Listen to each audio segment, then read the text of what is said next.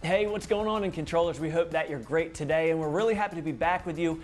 So my name's Jeff, and if you've never met me before, I'm one of the team members here at In-Control. So today we're going to be talking about something that's a little bit more serious than what we're used to.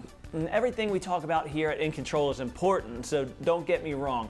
And I'm not saying that today's topic is more or less important than usual, but what I am saying is that it's a bit more serious than usual. So we're not going to be making jokes or being goofy like we do sometimes.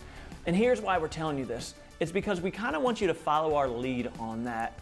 We'll give you more instructions on why in a minute, but in this series we're going to be talking about mental health and mental illness. We're going to be talking about what it is and what it's not. We're going to be covering some facts and some things that people think are facts but aren't. And one of the most important things that we're going to be talking about is how to talk about it in a mature and a respectful way that doesn't hurt anyone's feelings. So does that make sense? So we're going to kick off today's video with some ground rules about how to talk about mental health, mental illness, and really any other sensitive subjects that you might come across in middle schools.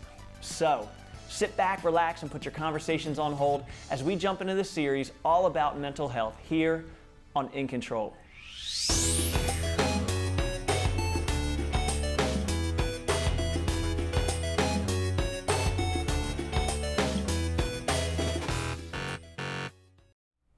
Let me start out by giving all of us some basic information about the topics we're going to be talking about in this series.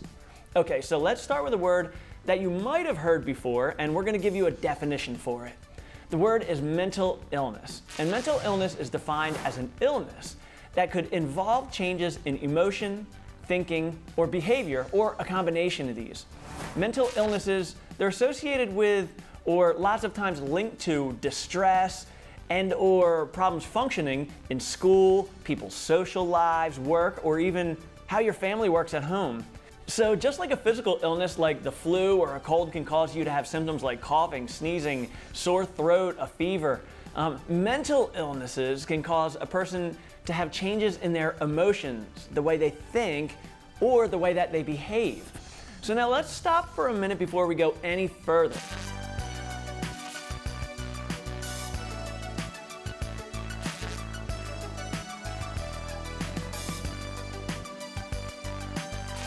These definitions that we gave you might make your brain kind of start working in overdrive. You might be thinking about what the symptoms look like. You might be wondering how to know if someone has a mental illness, or what to do if you think someone has one, or even if you might have one. But before we address any of those things or talk about it, let's set some rules about how we talk about things and how we ask questions around the topics like mental illness. We have two big rules when we talk about this stuff. And the first one is, before you say anything, do your best to use empathy.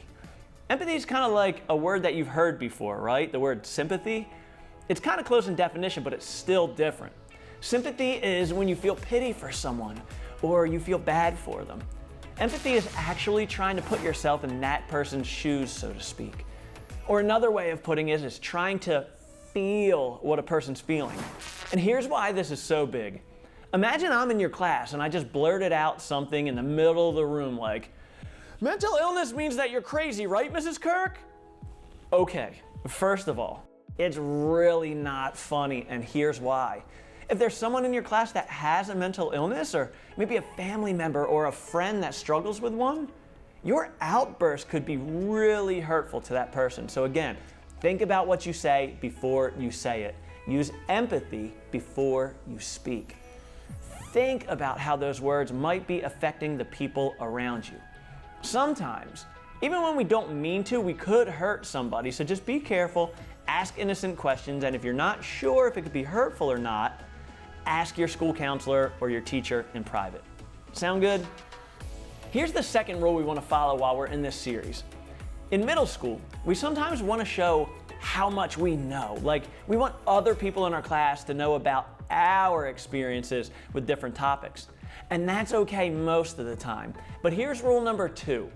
Instead of trying to show how much we know, let's make this series about how much we can learn. And when we do that, I think we're all gonna learn a lot, and we're gonna make our classrooms a place where it's safe and a place where we can learn and grow.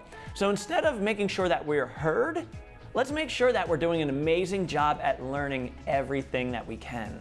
So while we didn't learn a ton about mental illness today in this video, I hope we learned a little bit about how to be mindful of the words that we use when we use them, and how to think before we speak.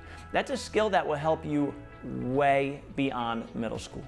So to recap, one of the big things that we learned today about mental illness. A mental illness is defined as an illness that could involve changes in emotion, thinking, or behavior, or a combination of these. Mental illnesses are associated with distress or problems functioning in schools, social lives, work, or even at home with our families. So this is what we want you to do before you go any further in this series. With your teacher and your other students in your class, come up with a handful of rules that you want everyone to follow as we talk and learn more about mental health and mental illness, and really way beyond that.